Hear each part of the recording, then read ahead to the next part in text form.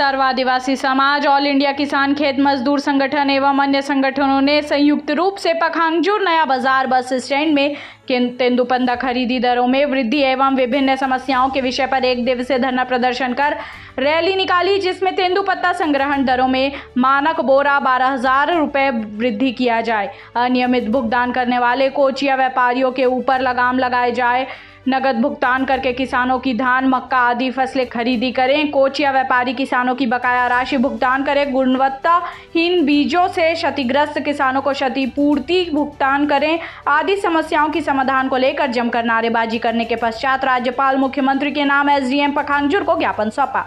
सभी को संबोधन करते हुए ऑल इंडिया किसान खेत मजदूर संगठन ब्लॉक अध्यक्ष अजीत मिस्त्री ने कहा है, तेंदूपत्ता संग्रहण के मूल्य पास के राज्य से कम है। समस्याओं की समाधान करने पर शासन प्रशासन से मांग किया है कि तेंदूपत्ता संग्रहण की मानक बोरा 4,000 से 12,000 रुपए करें, नकदी में भुगतान करें, वर्षों की बकाया बोनस राशि भुगतान की जाए।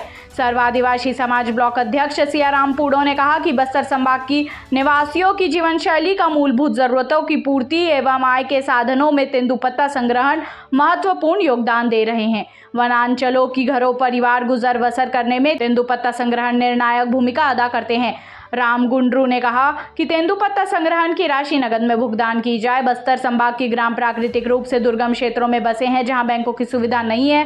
तेंदूपत्ता संग्रहण राशि नगद भुगतान नहीं करने से शहर में बैंकों से पैसा आहरण के लिए आने जाने में अनगिनत दिनों की चक्कर में प्राप्ति राशि से अत्यधिक खर्च उठाने बाध्य कर दिए जाते हैं, जिस कारण तेंदूपत्ता संग्रहण हितग्राहियों को लाभान्वित के बदले आर्थिक क्षति हो जाती है। पूर्व विधायक मंतूराम पवार ने कहा कि पत्ता तोड़ाई की कार्य गरीब वर्ग करते हैं। इस वर्ग को अधिक से अधिक लाभ पहुंचाने के लिए तेंदूपत्ता तोड़ाई राशि में वृद्धि करने एवं बोनस के भुगतान करने की सरकार से अपील किए हैं।